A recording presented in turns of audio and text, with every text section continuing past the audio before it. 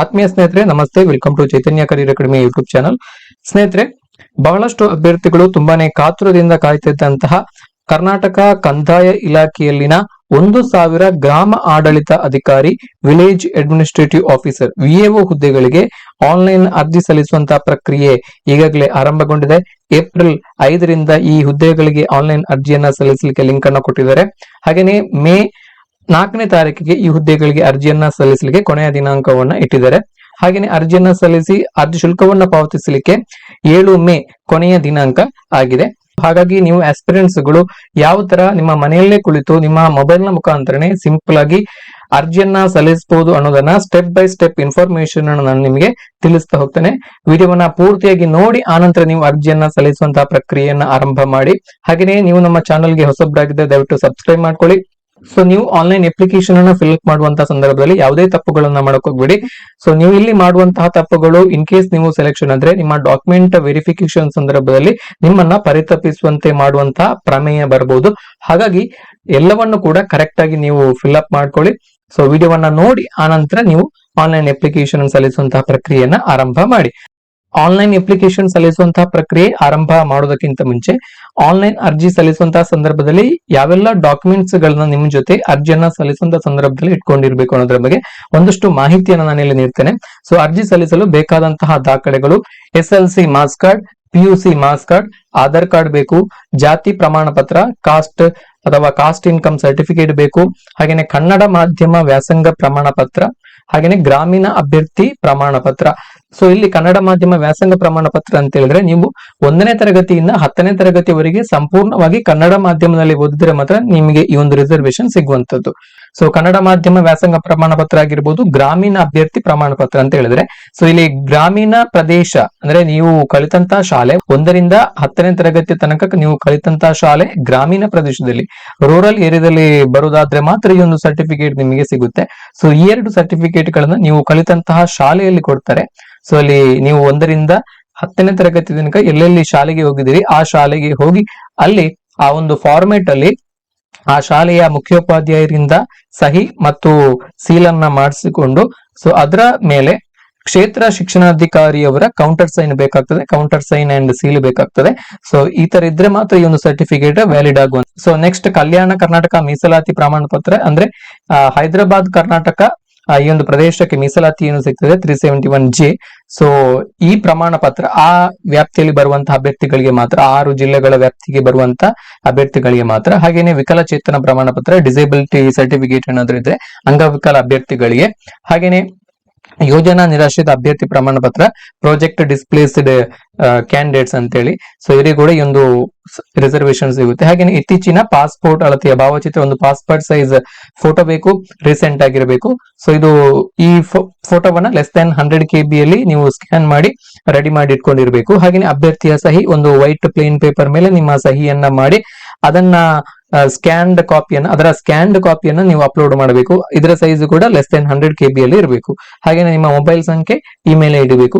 ಇಷ್ಟು ಡಾಕ್ಯುಮೆಂಟ್ಸ್ ಗಳು ಅಥವಾ ಡೀಟೇಲ್ಸ್ ಗಳನ್ನ ರೆಡಿ ಮಾಡಿ ಇಟ್ಕೊಂಡು ಆನಂತರ ನೀವು ಆನ್ಲೈನ್ ಅಪ್ಲಿಕೇಶನ್ ಸಲ್ಲಿಸುವಂತಹ ಪ್ರಕ್ರಿಯೆಯನ್ನ ಆರಂಭ ಮಾಡಬೇಕು. ಆನ್ಲೈನ್ ಅಪ್ಲಿಕೇಶನ್ ಪ್ರೊಸೆಸ್ ಸ್ಟಾರ್ಟ್ ಮಾಡೋದಕ್ಕಿಂತ ಮುಂಚೆ ಒಂದು ವೇಳೆ ನೀವು ನಿಮ್ಮ ಮೊಬೈಲ್ ನಲ್ಲಿ ಅರ್ಜಿಯನ್ನ ಸಲ್ಲಿಸ್ತಿದ್ರೆ ನಿಮ್ಮ ಮೊಬೈಲ್ ನಲ್ಲಿ ಕ್ರೋಮ್ ಬ್ರೌಸರ್ ಅನ್ನು ಓಪನ್ ಮಾಡಿ, ಅದನ್ನೇ ಪ್ರಿಫರ್ ಮಾಡಿ. ಸೊ ಅಲ್ಲಿ ಓಪನ್ ಮಾಡಿ ಆ ಟಾಪ್ ರೈಟ್ ಕಾರ್ನರ್ ಅಲ್ಲಿ 3 ಡಾಟ್ಸ್ ಗಳು ಇದಾವೆ, 3 ಚುಕ್ಕಿಗಳು ಇರ್ತವೆ. ಅದರ ಮೇಲೆ ಕ್ಲಿಕ್ ಮಾಡಿ ಅಲ್ಲಿ ಡೆಸ್ಕ್ ಟಾಪ್ ಸೈಟ್ ಮೋಡ್ ಅನ್ನ ಎನೇಬಲ್ ಮಾಡ್ಕೊಂಡಿರ್ಬೇಕು, ಅದಕ್ಕೆ ಟಿಕ್ ಕೊಡಬೇಕು. ಸೊ ಆ ನಂತರ ನೀವು ಕಂಟಿನ್ಯೂ ಆಗಬೇಕು. ಸೊ ಈ ತರ ಮಾಡೋದ್ರಿಂದ normal desk top site mode ಅಲ್ಲಿ ಯಾವ ತರ ಈ ಒಂದು ವೆಬ್ ಪೇಜ್ ಓಪನ್ ಆಗುತ್ತೆ, ಈ ಒಂದು ಇಂಟರ್ಫೇಸ್ ಓಪನ್ ಆಗುತ್ತೆ, ಅದೇ ತರ ನಿಮ್ಮ ಮೊಬೈಲ್ ನಲ್ಲಿ ಕೂಡ ಓಪನ್ ಆಗುತ್ತೆ. ಸೊ ಈ ಸೆಟ್ಟಿಂಗ್ಸ್ ಅನ್ನ ಮಾಡ್ಕೊಂಡು ಆನಂತರ ಕಂಟಿನ್ಯೂ ಆಗಬೇಕು. ಸೊ ನೀವು ಗ್ರಾಮ ಆಡಳಿತ ಅಧಿಕಾರಿ ಹುದ್ದೆಗಳಿಗೆ ಅರ್ಜಿಯನ್ನ ಸಲ್ಲಿಸಬೇಕಿದ್ರೆ ಈ ಒಂದು ಅಫಿಷಿಯಲ್ ವೆಬ್ಸೈಟ್ ಗೆ ನೀವು ಹೋಗಬೇಕು. ಸೊ ಈ ಒಂದು ಅಫಿಷಿಯಲ್ ವೆಬ್ಸೈಟ್ ನ ಡೈರೆಕ್ಟ್ ಲಿಂಕ್ ಅನ್ನ ನಮ್ಮ ವಿಡಿಯೋದ ಡಿಸ್ಕ್ರಿಪ್ಷನ್ ಅಲ್ಲಿ ಕೊಟ್ಟಿರ್ತೇವೆ. ನೀವು ಅದನ್ನ ಕ್ಲಿಕ್ ಮಾಡೋದ್ರಿಂದ ಡೈರೆಕ್ಟ್ ಆಗಿ ನೀವು ಈ ಪೇಜ್ ಗೆ ಬರ್ತೀರಿ. ಸೊ ಇಲ್ಲಿ VA ನೇಮಕಾತಿ ಆನ್ಲೈನ್ ಅರ್ಜಿ ಸಲ್ಲಿಕೆ ಲಿಂಕ್ ಇದರ ಮೇಲೆ ಕ್ಲಿಕ್ ಮಾಡಬೇಕು. ಕ್ಲಿಕ್ ಮಾಡಿದ ತಕ್ಷಣ ಇಲ್ಲಿ submit application for the post under the revenue department of ಕರ್ನಾಟಕದ ಕಂದಾಯ ಇಲಾಖೆ ಅಡಿಯಲ್ಲಿ ಹುದ್ದೆಗಳಿಗೆ ಅರ್ಜಿ ಸಲ್ಲಿಸಿ. ಸೊ ಇದ್ರ ಮೇಲೆ ನೀವು ಕ್ಲಿಕ್ ಮಾಡಬೇಕು. ಸೊ ಈ ಒಂದು ಪೇಜ್ ಓಪನ್ ಆಯ್ತು. ಸೆಲೆಕ್ಟ್ ಯುವರ್ ಪೋಸ್ಟ್ ಹುದ್ದೆಯನ್ನ ಆಯ್ಕೆ ಮಾಡಿ. ಇಲ್ಲಿ ಒಂದೇ ಇರುವಂತದ್ದು ಆಯ್ಕೆ ವಿಲೇಜ್ ಅಡ್ಮಿನಿಸ್ಟ್ರೇಟಿವ್ ಆಫೀಸರ್, ಅದನ್ನೇ ಸೆಲೆಕ್ಟ್ ಮಾಡಿ. ಸೊ ನೆಕ್ಸ್ಟ್ ಅರ್ಜಿ ಸಲ್ಲಿಸುವ ಜಿಲ್ಲೆಯನ್ನ ಆಯ್ಕೆ ಮಾಡಿ. ನೀವು ಯಾವ ಜಿಲ್ಲೆಗೆ ಅರ್ಜಿಯನ್ನ ಸಲ್ಲಿಸಲಿಕ್ಕೆ ಬಯಸ್ತೀರಿ ಆ ಜಿಲ್ಲೆಯನ್ನ ನೀವು ಸೆಲೆಕ್ಟ್ ಮಾಡಬೇಕು. ಇದು ಜಿಲ್ಲಾ ಮಟ್ಟದ ನೇಮಕಾತಿ ಆಗಿರೋದ್ರಿಂದ ನೀವು ಯಾವ್ದಾದ್ರು ಒಂದು ಜಿಲ್ಲೆಯನ್ನ ಮಾತ್ರ ಆಯ್ಕೆ ಮಾಡ್ಲಿಕ್ಕೆ ಅವಕಾಶ ಇದೆ. ಸೊ ನಿಮಗೆ ಬೇಕಾದಂತಹ ಜಿಲ್ಲೆಯನ್ನ ಆಯ್ಕೆ ಮಾಡಿ. ಸೊ ನಿಮಗೆ ಇಷ್ಟವಾದಂತಹ ಜಿಲ್ಲೆಯನ್ನ ನೀವು ಚಾಯ್ಸ್ ಮಾಡಬಹುದು. ಯಾವುದೇ ಜಿಲ್ಲೆಯನ್ನು ಕೂಡ ಬೇಕಿದ್ರು ಚಾಯ್ಸ್ ಮಾಡಬಹುದು. ಸೊ ಆದಷ್ಟು ನಿಮ್ಮ ಜಿಲ್ಲೆಯನ್ನೇ ನೀವು ನಿಮ್ಮ ನೇಟಿವ್ ಯಾವುದು ಆ ಜಿಲ್ಲೆಯನ್ನೇ ನೀವು ಸೆಲೆಕ್ಟ್ ಮಾಡಿದ್ರೆ ಬೆಟರ್ ಅನಿಸ್ತದೆ. Applicants full name, SLC marks card ನಲ್ಲಿ ಇರುವ ರೀತಿಯಲ್ಲಿ ಅಭ್ಯರ್ಥಿಯ ಹೆಸರು. ಸೊ SLC ಮಾರ್ಕ್ಸ್ ಕಾರ್ಡ್ ಅಲ್ಲಿ ಯಾವ ತರ ಇದೆ ಅದನ್ನೇ ಹಾಕಬೇಕು. ಆನಂತರ ಎಂಟರ್ ಮದರ್ಸ್ ನೇಮ್, ತಂದೆಯ ಹೆಸರು, ಜೆಂಡರ್ ಅನ್ನ ಸೆಲೆಕ್ಟ್ ಮಾಡಿ. ಆನಂತರ ಮೀಸಲಾತಿ ವರ್ಗ, ರಿಸರ್ವೇಶನ್ ಕೆಟಗರಿ. ಸೊ ಇಲ್ಲಿ SC ST category 1, 2A, 2B, 3A, 3B, general merit. So ಈ ತರ ನಿಮ್ಮ ಕೆಟಗರಿಯನ್ನು ಸೆಲೆಕ್ಟ್ ಮಾಡಿ. ಇಲ್ಲಿ ಜನರಲ್ ಮೆರಿಟ್ ಅನ್ನ ಹೊರತುಪಡಿಸಿ ಕೆಟಗರಿಯನ್ನ ಚಾಯ್ಸ್ ಮಾಡಿದಂತಹ ಅಭ್ಯರ್ಥಿಗಳಿಗೆ ಏನು ಕಾಸ್ಟ್ ಸರ್ಟಿಫಿಕೇಟ್ ಏನಿದೆ, ಜಾತಿ ಪ್ರಮಾಣ ಪತ್ರದ RD ಸಂಖ್ಯೆ ಅಂತ ಬರುತ್ತೆ, ಆ ಒಂದು RD ಸಂಖ್ಯೆಯನ್ನ ಎಂಟರ್ ಮಾಡ್ಲಿಕ್ಕೆ ಇದೆ. ಸೊ ನಿಮ್ಮ ಜಾತಿ ಪ್ರಮಾಣ ಪತ್ರದಲ್ಲಿ ಇರುವಂತಹ RD ಸಂಖ್ಯೆಯನ್ನ ನೀವು ಇಲ್ಲಿ ಎಂಟರ್ ಮಾಡಬೇಕು. ಆನಂತರ ನಿಮ್ಮ ಡೇಟ್ ಆಫ್ ಬರ್ತ್ ಅನ್ನ ಇಲ್ಲಿ ಸೆಲೆಕ್ಟ್ ಮಾಡಿ, date, month and year. Next ನಿಮ್ಮ ಖಾಯಂ ವಿಳಾಸ, ಪರ್ಮನೆಂಟ್ ಅಡ್ರೆಸ್ ಅನ್ನು ಇಲ್ಲಿ ಟೈಪ್ ಮಾಡಬೇಕು, ಎಂಟರ್ ಮಾಡಬೇಕು. ನಿಮ್ಮ ಆಧಾರ್ ಕಾರ್ಡ್ ಅಲ್ಲಿ ಇರುವ ರೀತಿಯಲ್ಲಿ ನಿಮ್ಮ ಅಡ್ರೆಸ್ ಅನ್ನು ಇಲ್ಲಿ ಟೈಪ್ ಮಾಡಿ. ಆನಂತರ ನಿಮ್ಮ ತಾಲೂಕು ಹೆಸರನ್ನು ಇಲ್ಲಿ ಟೈಪ್ ಮಾಡಬೇಕು. ಆಮೇಲೆ ನಿಮ್ಮ ಡಿಸ್ಟ್ರಿಕ್ಟ್ ಅನ್ನ ಸೆಲೆಕ್ಟ್ ಮಾಡಿ. ನಂತರ ನಿಮ್ಮ ಏರಿಯಾ ಪಿನ್ ಕೋಡ್ ಅನ್ನ ಎಂಟರ್ ಮಾಡಿ. ಹಾಗೇನೆ ಇಲ್ಲಿ ಶಾಶ್ವತ ವಿಳಾಸ ಮತ್ತು ಸಂವಹನ ವಿಳಾಸ ಒಂದೇ ಆಗಿರಲಿ ಅಥವಾ ಇಲ್ಲದಿರಲಿ. ಒಂದು ವೇಳೆ ನಿಮ್ಮ present address and permanent address ಎರಡು ಕೂಡ ಸೇಮ್ ಇದೆ ಅಂತ ಹೇಳಿದ್ರೆ ಇಲ್ಲಿ ಎಸ್ ಅನ್ನೋಂತ ಆಪ್ಷನ್ ಅನ್ನ ಕ್ಲಿಕ್ ಮಾಡಬೇಕು, ಸೆಲೆಕ್ಟ್ ಮಾಡಬೇಕು. ಇಲ್ಲ ಅಂತ ಹೇಳಿದ್ರೆ ನೋ ಅಂತ ಸೆಲೆಕ್ಟ್ ಮಾಡಬೇಕು. ಆ ನಂತರ ನಿಮ್ಮ ಅಡ್ರೆಸ್ ಅನ್ನ ಇಲ್ಲಿ ಟೈಪ್ ಮಾಡಬೇಕು. ಸೊ ನೆಕ್ಸ್ಟ್ ನಿಮ್ಮ ಮೊಬೈಲ್ ನಂಬರ್ ಅನ್ನ ಇಲ್ಲಿ ಟೈಪ್ ಮಾಡಬೇಕು. ಆನಂತರ ಇಮೇಲ್ ಇಮೇಲ್ ಅಡ್ರೆಸ್ ಅನ್ನ ಇಲ್ಲಿ ಟೈಪ್ ಮಾಡಬೇಕು. ಆನಂತರ ಆರ್ ಯು ಮ್ಯಾರಿಡ್, ತಾವು ವಿವಾಹಿತರೇ. ಒಂದು ವೇಳೆ ನೀವು ಮ್ಯಾರಿಡ್ ಆಗಿದ್ರೆ ಎಸ್ ಅಂತ ಕ್ಲಿಕ್ ಮಾಡಿ.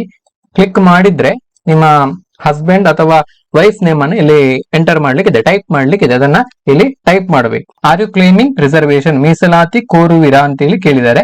ಸೊ ಇಲ್ಲಿ ಬೇರೆ ಬೇರೆ ವಿಧದ ಮೀಸಲಾತಿಗಳು ಬರ್ತವೆ. ಇಲ್ಲಿ ಮೊದಲನೇದಾಗಿ ಗ್ರಾಮೀಣ ವಿದ್ಯಾರ್ಥಿ ಅಂತ ಹೇಳಿದ್ರೆ ನೀವು 1 ರಿಂದ 10ನೇ ತರಗತಿಯ ತನಕ ನೀವು ರೂರಲ್ ಏರಿಯಾದಲ್ಲಿ, ಗ್ರಾಮೀಣ ಪ್ರದೇಶದಲ್ಲಿ ನಿಮ್ಮ ಶಾಲೆ ಬರ್ತಾ ಇದ್ರೆ ಸೊ ಅದಕ್ಕೆ ಗ್ರಾಮೀಣ ವಿದ್ಯಾರ್ಥಿ ಅಥವಾ ಗ್ರಾಮೀಣ ಅಭ್ಯರ್ಥಿ ಅಂತ ಹೇಳಿ ಒಂದು ಸಪರೇಟ್ ಆದಂತಹ ರಿಸರ್ವೇಶನ್ ಸಿಗುತ್ತೆ.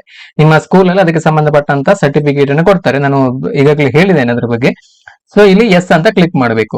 ಸೊ ಒಂದು ವೇಳೆ ಅಲ್ಲ ಅಂತ ಹೇಳಿದ್ರೆ ಇಲ್ಲಿ ನೋ ಅಂತೇಳಿ ನೀವು ಕ್ಲಿಕ್ ಮಾಡ್ಕೋಬೇಕು, ಸೆಲೆಕ್ಟ್ ಮಾಡ್ಕೋಬೇಕು. ಆ ನಂತರ ಕನ್ನಡ ಮಾಧ್ಯಮ ಕೂಡ ಹಾಗೆ 1 ರಿಂದ 10ನೇ ತರಗತಿಯವರೆಗೆ ಸಂಪೂರ್ಣವಾಗಿ ಕನ್ನಡ ಮಾಧ್ಯಮದಲ್ಲೇ ಓದಿರಬೇಕು. ಸೊ ಇದಿದ್ರೆ ಮಾತ್ರ ನಿಮಗೆ ಈ ಒಂದು ರಿಸರ್ವೇಶನ್ ಸಿಗುವಂತದ್ದು. ಸೊ ಹೀಗಾಗಿ 1 to 10 ನೀವು ಕನ್ನಡ ಮೀಡಿಯಂ ಅಲ್ಲಿ ಸ್ಟಡಿ ಮಾಡಿ ಅದಕ್ಕೆ ಸಂಬಂಧಪಟ್ಟಂತಹ ಸರ್ಟಿಫಿಕೇಟ್ಗಳು ಇದ್ರೆ ನೀವು ಎಸ್ ಅಂತ ಇಲ್ಲಿ ಸೆಲೆಕ್ಟ್ ಮಾಡ್ಕೋಬೇಕು. ಆ ನಂತರ ಪ್ರೊಜೆಕ್ಟ್ ಡಿಸೇಬಲ್ಡ್ ಪರ್ಸನ್, ಯೋಜನಾ ನಿರಾಶ್ರಿತ ಅಭ್ಯರ್ಥಿ. ಸೊ ಈ ಮೀಸಲಾತಿಯಲ್ಲಿ ನೀವು ಕ್ಲೇಮ್ ಮಾಡ್ತಿದ್ರೆ ಎಸ್ ಅಂತ ಕ್ಲಿಕ್ ಮಾಡಿ, ಇಲ್ಲ ಅಂತ ಹೇಳಿದ್ರೆ ನೋ ಅಂತ ಮಾಡಿ. ಅಂಡ್ ಫಿಸಿಕಲಿ ಹ್ಯಾಂಡಿಕ್ಯಾಪ್ಡ್ ಅಭ್ಯರ್ಥಿ ಅಂತ ಕೇಳಿದ್ದಾರೆ, ನಿಮಗೆ ಅಂಗವಿಕಲತೆ ಏನಾದ್ರೂ ಇದೆಯಾ ಅಂತ ಹೇಳಿ. ಹೌದಾಗಿದ್ರೆ ಎಸ್ ಅಂತ ಮಾಡಿ. ಎಸ್ ಅಂತ ಮಾಡಿದ್ರೆ ಇಲ್ಲಿ ಬೇರೆ ಬೇರೆ ಕೆಟಗರಿಯ ಅಂಗವಿಕಲತೆಯ ಸ್ವರೂಪಗಳು ಬರ್ತವೆ. ನಿಮ್ಮ ಕೆಟಗರಿಯನ್ನ ನೋಡ್ಕೊಂಡು ಇಲ್ಲಿ ಸೆಲೆಕ್ಟ್ ಮಾಡ್ಕೋಬೇಕು. ಸೊ ಇಲ್ಲ ಅಂತ ಹೇಳಿದ್ರೆ ನೋ ಅಂತ ಹೇಳಿ ಸೆಲೆಕ್ಟ್ ಮಾಡ್ಕೋಬೇಕು. ಆ ನಂತರ are you claiming KKR reservation, Kalyana Karnataka ಮೀಸಲಾತಿಯನ್ನು ಕೋರುವಿರಾ ಅಂತ ಕೇಳಿದರೆ, ಸೊ ನೀವು ಆ ಕಲ್ಯಾಣ ಕರ್ನಾಟಕ ವ್ಯಾಪ್ತಿಯಲ್ಲಿ ಬರುವುದಿದ್ರೆ ಉತ್ತರ ಕರ್ನಾಟಕದ 6 ಜಿಲ್ಲೆಗಳು, ಸೊ ಈ ಒಂದು ವ್ಯಾಪ್ತಿಯಲ್ಲಿ ಬರುವುದಿದ್ರೆ ನಿಮಗೆ ನಿಮ್ಮಲ್ಲಿ ಆ ಒಂದು certificate Hyderabad Karnataka article 371J reservation claim ಮಾಡುವಂತ ಹೈದರಾಬಾದ್ ಕರ್ನಾಟಕ ಸರ್ಟಿಫಿಕೇಟ್ ಇದ್ರೆ ನೀವು ಎಸ್ ಅಂತ ಕ್ಲಿಕ್ ಮಾಡ್ಕೋಬೇಕು. ಎಸ್ ಅಂತ ಕ್ಲಿಕ್ ಮಾಡಿದ್ರೆ ಫರ್ದರ್ ಆಗಿ ಇಲ್ಲಿ ನೀವು ಪ್ರಿಫರೆನ್ಸ್ ಅನ್ನ ನೀವು ಚಾಯ್ಸ್ ಮಾಡಬೇಕು. ಸೊ ಇಲ್ಲಿ ಕಲ್ಯಾಣ ಕರ್ನಾಟಕ ವೃಂದ ಮತ್ತು ಉಳಿಕೆ ವೃಂದ ಅಂದ್ರೆ ರೆಸಿಡ್ಯೂಯಲ್ ಪೇರೆಂಟ್ ಕೇಡರ್, ಸೊ 2 ಕೆಟಗರಿಗಳು ಬರ್ತವೆ. ನಿಮ್ಮ ಪ್ರಿಫರೆನ್ಸ್ ಯಾವುದಕ್ಕೆ ಅಂತ ಹೇಳಿ ನೀವು ಸೆಲೆಕ್ಟ್ ಮಾಡಬೇಕು. ನೀವು ಕಲ್ಯಾಣ ಕರ್ನಾಟಕ ಭಾಗದಲ್ಲಿ ನೀವು ಪೋಸ್ಟಿಂಗ್ ಆಗಿ ಪ್ರಿಫರ್ ಮಾಡ್ತೀರಾ ಅಥವಾ ನಾನ್ ಕಲ್ಯಾಣ ಕರ್ನಾಟಕ ಉಳಿದ ಭಾಗಗಳಿಗೆ ನೀವು ಪ್ರಿಫರ್ ಮಾಡ್ತೀರಾ ಅಂತ ಹೇಳಿ ನೀವು ಪ್ರಿಫರೆನ್ಸ್ ಅನ್ನ ಕೊಡಬೇಕು.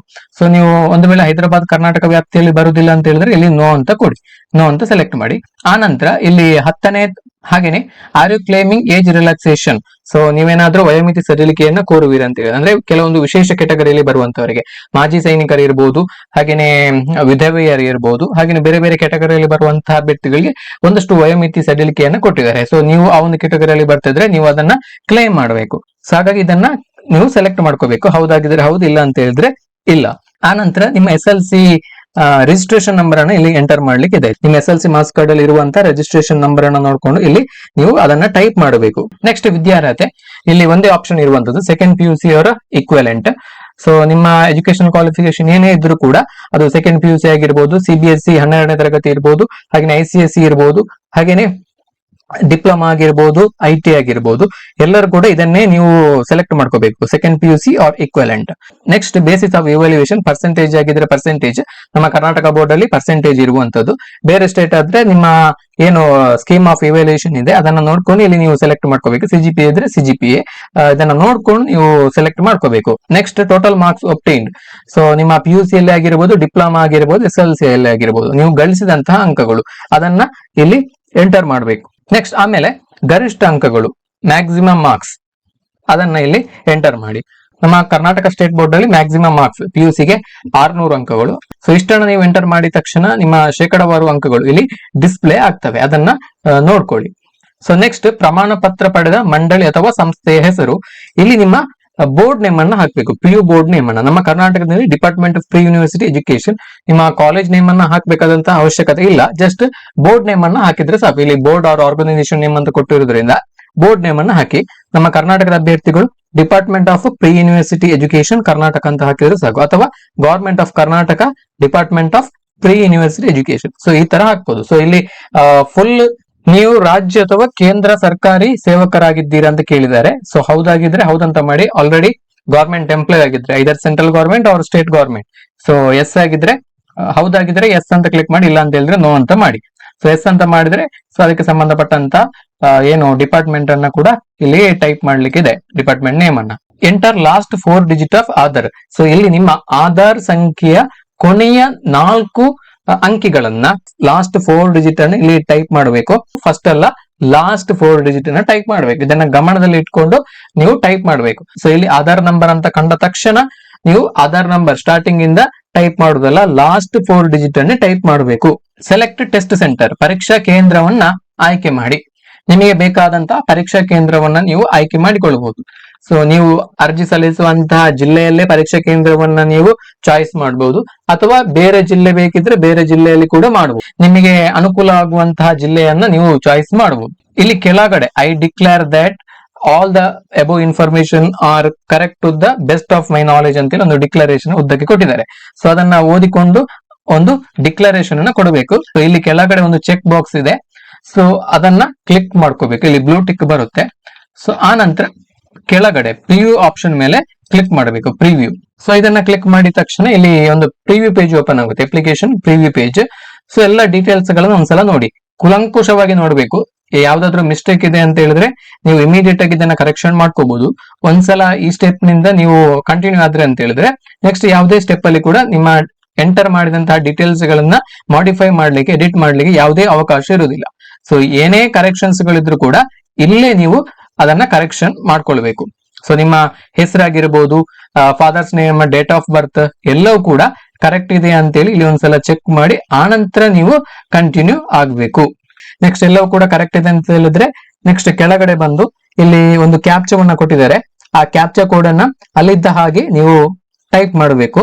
ಆನಂತರ ಸೇವ್ ಚೇಂಜಸ್ ಈ ಒಂದು ಆಪ್ಷನ್ ಮೇಲೆ ಕ್ಲಿಕ್ ಮಾಡಬೇಕು. ಸೊ ಇಲ್ಲಿ ಸಬ್ಮಿಟ್ ಮಾಡಿದ ತಕ್ಷಣ ನಿಮಗೆ ಇಲ್ಲೊಂದು ಅಪ್ಲಿಕೇಶನ್ ನಂಬರ್ ಜನರೇಟ್ ಆಗುತ್ತೆ, registered successfully and your application ID is, ಇಲ್ಲೊಂದು ಅಪ್ಲಿಕೇಶನ್ ನಂಬರ್ ಅನ್ನ ಕೊಟ್ಟಿದ್ದಾರೆ, please note down for your future reference ಅಂತ ಹೇಳಿ. ಸೊ ಇದನ್ನ ನೀವು ಏನ್ ಮಾಡ್ಬೇಕಂತ ಹೇಳಿದ್ರೆ ಇದನ್ನ ಒಂದ್ ಕಡೆ ಬರ್ದಿಟ್ಕೊಳ್ಳಿ, ಅಥವಾ ನಿಮ್ಮ ಮೊಬೈಲ್ ನಲ್ಲಾದ್ರೂ ಒಂದು ಫೋಟೋವನ್ನ ತೆಗೆದಿಟ್ಕೊಳ್ಳಿ. ನಿಮ್ಮ ಮೊಬೈಲಿಗೆ ಇದು SMS ಬಾರದೆ ಹೋಗ್ಬೋದು, ಕೆಲವೊಂದ್ಸಲ ಬರ್ಬೋದು ಕೂಡ.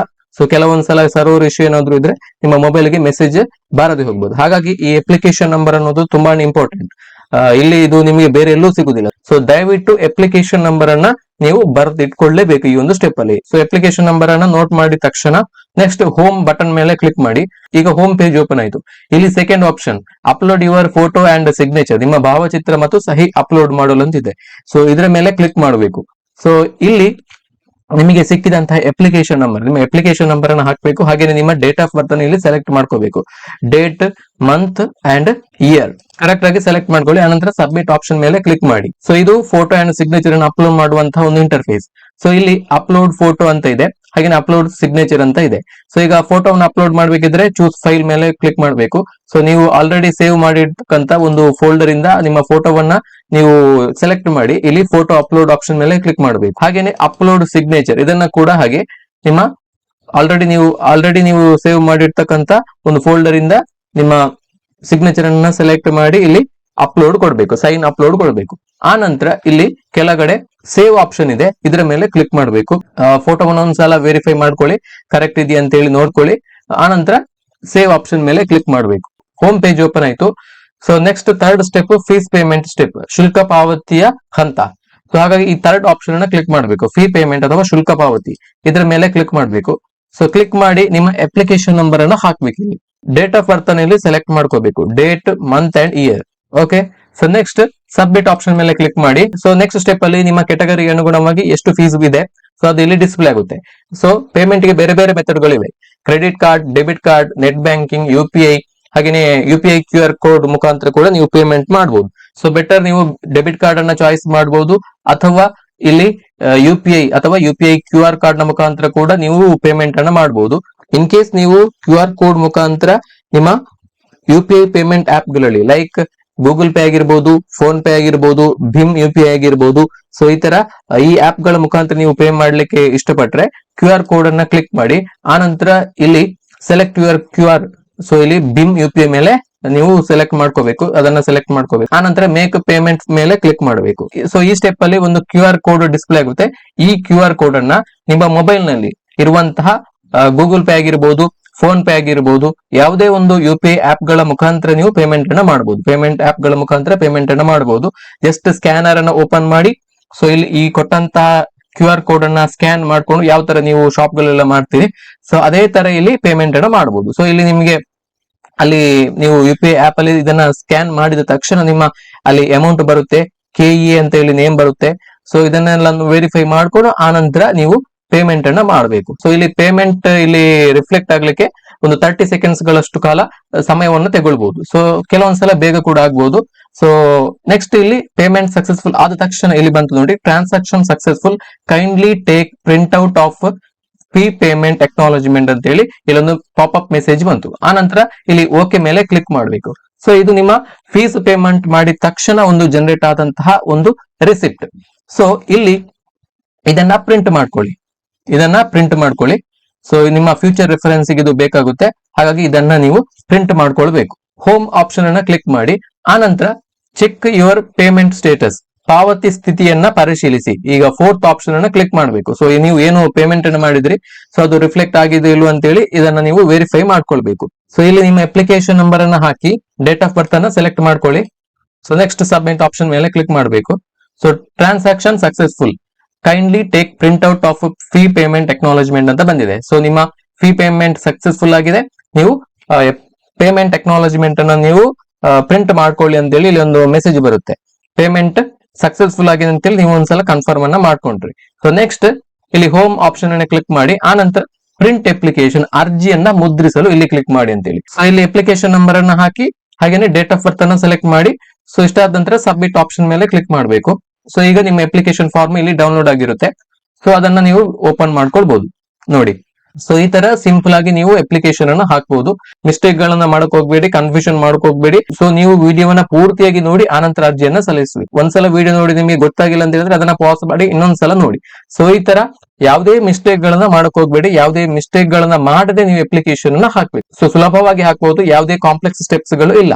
ಸೊ ನಿಮಗೆ ಅರ್ಜಿಯನ್ನು ಸಲ್ಲಿಸುವಂತ ಸಂದರ್ಭದಲ್ಲಿ ಏನೇ ಡೌಟ್ಸ್ ಗಳಿದ್ರು ಕೂಡ ನಮ್ಮ ಕಮೆಂಟ್ ಸೆಕ್ಷನ್ ಅಲ್ಲಿ ಹಾಕಿದ್ರೆ ನಾವು ಸಾಧ್ಯವಾದಷ್ಟು ಎಲ್ಲ ಕಮೆಂಟ್ಸ್ ಗಳಿಗೆ ಆನ್ಸರ್ ಅನ್ನ ಕೊಡ್ಲಿಕ್ಕೆ ನಾವು ಟ್ರೈ ಮಾಡ್ತೇವೆ. ಸೊ ಈ ಒಂದು ವಿಡಿಯೋವನ್ನ ಆದಷ್ಟು ಶೇರ್ ಮಾಡಿ. ಸೊ ಯಾರೆಲ್ಲ ಈ ಹುದ್ದೆಗಳಿಗೆ ಅರ್ಜಿಯನ್ನ ಸಲ್ಲಿಸಲಿಕ್ಕೆ ಬಯಸ್ತಾರೆ ಎಲ್ರು ಕೂಡ ಇದು ಉಪಯೋಗ ಆಗ್ಲಿ. ಯಾವುದೇ ಮಿಸ್ಟೇಕ್ ಗಳನ್ನ ಮಾಡಿ ಅಪ್ಲಿಕೇಶನ್ ಹಾಕ್ಬೇಕು ಅನ್ನುವಂಥದ್ದು ಒಂದು ಪ್ರಮುಖವಾಗಿರುವಂತಹ ಉದ್ದೇಶ. ಸೊ ಇಲ್ಲಿ ನೀವು ಅಪ್ಲಿಕೇಶನ್ ಹಾಕುವಂತ ಸಂದರ್ಭದಲ್ಲಿ ತಪ್ಪುಗಳನ್ನು ಮಾಡಿದ್ರೆ ಸೊ ನೆಕ್ಸ್ಟ್ ನಿಮಗೆ ಅದು ಪ್ರಾಬ್ಲಮ್ ಆಗಬಹುದು. ಹಾಗಾಗಿ ಅಪ್ಲಿಕೇಶನ್ ಹಾಕುವಂತ ಸಂದರ್ಭದಲ್ಲಿ ಯಾವುದೇ ತಪ್ಪುಗಳನ್ನ ಮಾಡದೆ ಕರೆಕ್ಟ್ ಆಗಿ ಅಪ್ಲಿಕೇಶನ್ ಅನ್ನ ಹಾಕ್ಬೇಕು. ಒಂದು ವೇಳೆ ನಿಮ್ಗೆ ಈ ಒಂದು ವಿಡಿಯೋ ಯೂಸ್ಫುಲ್ ಅನಿಸಿದ್ರೆ ಆ ವಿಡಿಯೋವನ್ನ ಲೈಕ್ ಮಾಡಿ, ಹಾಗೆ ನಮ್ಮ ಚಾನೆಲ್ ಅನ್ನ ಕೂಡ ದಯವಿಟ್ಟು ಸಬ್ಸ್ಕ್ರೈಬ್ ಮಾಡ್ಕೊಳ್ಳಿ. ಥ್ಯಾಂಕ್ ಯು, ನಮಸ್ತೆ.